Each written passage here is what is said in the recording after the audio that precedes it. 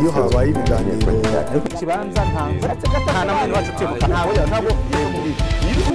murabibona murabizi mugaceceka. Uruhare rw'itangazamakuru mu iterambere ry'igihugu ntabwo akenshi iteko rivuga ngo Kapiteni Ibrahim Traoré ukuriye agatsiko ka gisirikare kuwa gatatu w'iki cyumweru nibwo abakuru b'ibihugu by'u Burundi, Repubulika ya Demokarasi ya Kongo no Angola bari kumwe na Uhuru Kenyatta umuhuza mu bibazo by'umutekano muke mu burasirazuba bwa Kongo bahuriye mu murwa mukuru wa Angola, Rwanda, bari kumwe na Minisitiri w'Ububanyi n'Amahanga w'u Rwanda Dr Vincent Biruta.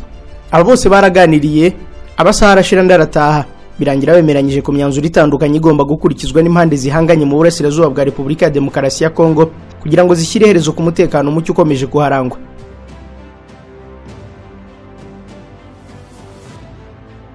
Umwe muri iyo myanzuro nuvuga ko M23 igomba guhagarika imirwano, uyu mutwe ugasubira mu birindiro byawo Isalambwe mu kirunga cya Sabyinyo ku ruhande rwa Kongo.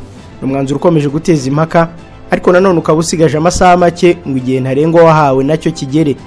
Saa 12 kuri uyu wa gatanu tariki ya 25 Ugushyingo 2022, abakuru b'ibihugu bavuze ko mu gihe M23 itakwemera gushyira intwaro hasi ngo ishyire mu ngiro iby'isabwa by'umwihariko iby'uko guhagarika intambara no kuva mu bice bamaze iminsi bagenzura, ingabo z'ibihugu by'akarere zigomba guhita zigabaho ibitero nta kuzuyaza. Kurekuraho wigaruriye ariko kuri M23 ni igitekerezo kibi, kandi aba barwanyi badakozwa kuko abavugizi b'uyu mutwe mu bya gisirikare na politike baravuga ko imbunda zidateze guceceka mu gihe hatabaho ibiganiro imbona nkubone kandi byo gusasa inzobe hagati y'uyu mutwe na leta ya Kinshasa. Baravuga ko bari iwabo ku buryo batanumva ahandi basabwa kwerekeza hariho. Musubira inyuma tukava mu birindiro byacu, kereka banagize naho bavuga bati ni musubira inyuma mujye hanaha. Turasubira inyuma se tujye he? Turi ku butaka bwacu gakondo twarazwe n'ababyeyi bacu. Wava ku gakondo yabarazwe n'ababyeyi bacu uretse kubivutswa n'ibyago cyangwa se byarimbuka hagwa kuhava no kwavusubira inyuma ujye. Ntabyo gusubira inyuma. Gukira intwaro hasi ubundi twazishyize hasi umwanya muremure. Twazishyize hasi umwanya munini rwose ni iminsi hafi ukwezi kose twicaye dutegereje dutabaza n'iyo Amerika, dutabaza n'indi miryango mpuzamahanga kugira ngo batwemerere badusabire guverinoma ya Kinshasa tugirane ibiganiro by'amahoro bashyire mu bikorwa amasezerano twakoranye, bityo dushaka amahoro asesuye y'abaturage bacu ba Kongo. Arabyanga bahitamo kutumisha urusasu. Byabaye ngombwa ko twivuna umwanzi. Uwo uri kwita umwanzi ni umunyekongo mugenzi wawe. Gute uri kwita umwanzi? N'ubutegetsi bubi. Ubutegetsi bubi nibwo butuyanisha. N'abanyekongo bwacu ntacyo dupfa. Icyo nakubwira cyo nukuvuga ngo icyo twemeje no kugwa kugataka kacu ntako karekura. Iyo statement ukoze yo kuvuga ko mwitego mu by'ukuri nakubwira ati ndashaka gusohora muri nuzu yawe. Nutayisohokamo urapfa. None se ndayisohokamo nge hehe? Ninyisohokamo ndapfa no kwigumamo ndapfa. Ahubwo ndemera ntega gatuza sinshoboye kurwana nabo. Ariko ndemera ntega gatuza ayinsindemo nzagumwa mpambwe. None ahantu muri ibyo ari byo byose ni hafi cyane y'umujyi wa Goma. Mufite gahunda yo gufata uwo mujyi nawo?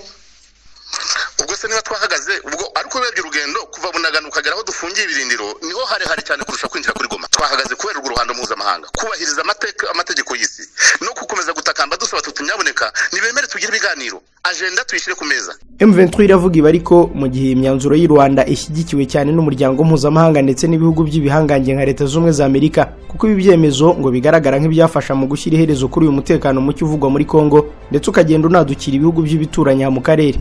Abitabiriye ibiganiro byatumijwe na Joao Lourenço, perezida wa Angola, aribo Evariste Ndayishimiye, perezida w'u Burundi uyoboye umuryango wa Afrika y'Uburasirazuba muri iki gihe, Minisitiri w'Ububanyi n'Amahanga w'u Rwanda Dr Vincent Biruta, wari uhagarariye perezida Paul Kagame, Uhuru Kenyatta wahoze ari perezida wa Kenya none kuri ubu akaba ari umuhuza mu bibazo by'umutekano muke mu burasirazuba bwa Kongo, ndetse na perezida Felix Tshisekedi Tshilombo wa Repubulika ya Demokarasi ya Kongo. Bemeje ko mu gihe M23 yaba idakoze iby'isabwa igomba kubihatirwa, byaba ngombwa bikanakoreshwa imitutu y'imbunda nk'uko byanemejwe n'abakuru b'ibihugu bigize umuryango wa Afrika y'Uburasirazuba i Nairobi ni Rwanda, nk'uko kandi byanemejwe n'abagaba bakuru b'ingabo z'ibihugu bya East African Community mu biganiro nabo baherutse guhuriramo i Bujumbura mu Burundi ubwo bari bahahuriye tariki ya 8 z'uku kwezi.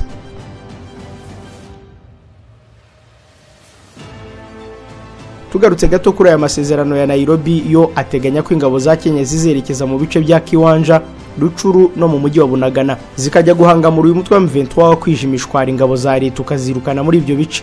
Aho i Rwanda ho rero banumvikanye gusaba imitwe yitwaje intwaro y'amahanga irimo FDLR, Red Tabara, ADF n'abandi gutaha mu bihugu bakomokamo. Iyi mitwe ikava muri Repubulika ya Demokarasi ya Kongo. Umwanzuro wa munani w'ibyemeranyijweho i Rwanda unavuga ko hagomba gushyirwaho agace k'umutekano zone tampo hagati ya M23 na FARDC kakagenzurwa n'ingabo z'akarere n'urwego ngenzuzi, kandi uyu akaba ari umwe mu myanzuro yafashwe mu nama y'abakuriye ingabo yabereye i Bujumbura. Abakuru b'ibihugu bafashe umwanzuro wo kwaka intwaro M23, abagize uyu mutwe bagashyirwa mu kigo gicungiwe umutekano n'ingabo za leta FARDC zifatanyije n'ingabo z'akarere, urwego ngenzuzi ndetse na MONUSCO. Abakuru b'ingabo z'akarere na FARDC basabwe kwiga inzira byacamo kugira ngo M23 abayigize bamburwe intwaro bashyirwa mu kigo kimwe. Ibyo bisubizo bikazagezwa ku nama y'abakuru b'ibihugu itaha. Umwanzuro wa karindwi mu byemezo byafashwe hariya i Rwanda uvuga ko imitwe ya FDLR, FOCA, Red Tabara, ADF uvuga ko urwanya Uganda n'indi mitwe yitwara gisirikare igomba guhita ishyira intwaro hasi ndetse igataha mu bihugu ikomokamo, nk'uko biri mu myanzuro yafatiwe n'i Nairobi, bikagirwamo uruhare na MONUSCO, urwego ngenzuzi n'ingabo z'akarere za East African Community. Inama y'abakuru b'ibihugu yasabye ko habaho gucyura impunzi z'abanyekongo zahungiye mu Rwanda no muri Uganda ndetse abakuwe mu byabo n'intambara nabo bagataha. Leta ya Repubulika ya Demokarasi ya Kongo nayo yasabwe kwirinda imikoranire iyo ari yo yose n'umwe cyangwa myinshi mu mitwe iri mu mashyamba ya Kongo, icyemezo kinareba ibihugu byose bigize akarere ka Afurika y'Iburasirazuba.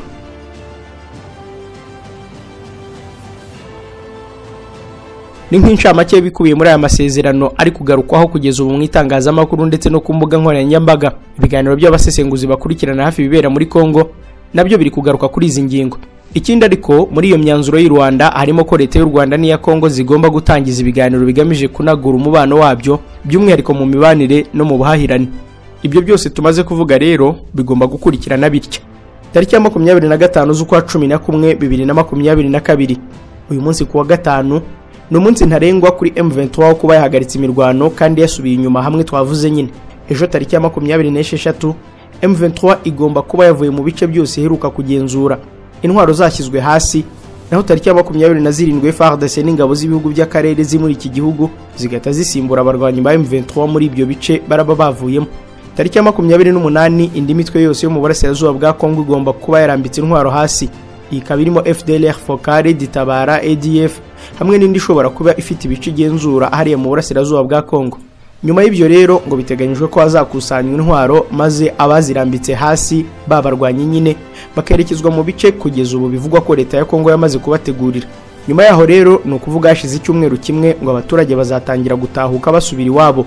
Ibi bikaba bireba cyane cyane abakuwe mu byabo n'ibikorwa by'ubugizi bwa nabi n'ubwicanyi bw'imitwe itandukanye ikorera ku butaka bwa Kongo, basubizwe mu ngo zabo zirimo no mu bice ubu bigenzurwa na M23. Mu minsi izakurikiraho nibwo rero ibiganiro hagati y'iyo mitwe na leta ya Kongo bizatangira. Nyuma y'iminsi 60 uvuye kuri uyu wa gatanu ubwo biteganyijwe ko hazatangira ibiganiro hagati ya leta y'u Rwanda n'iya Kongo muri gahunda yo kuvugurura umubano. Ngibi bikorwa biteganyijwe kimwe ku kindi hakurikijwe ibyavuye mu biganiro by'i Bujumbura, i Nairobi n'i Rwanda. Gusa nanone ibiganiro ni kimwe, imyanzuro yayo ni ikindi, ariko igikomeye muri ibi byose nishyirwa mu bikorwa ry'ibi nk'uko byagiye bigaragara cyane ko M23 yavuze ko ititeguye no kurekura santimetero n'imwe y'ibice yafashe hatabanje kubaho gusasa inzobe hagati yayo n'ubutegetsi bwa Kinshasa. Jour J, D-Day, umunsi fatizo kuri iyo ngengabihe ni none, ariko isaha ni mu kanya saa 12. Murahari nanjye ndahari, reka dutegereze. iyo habaye ibiganiro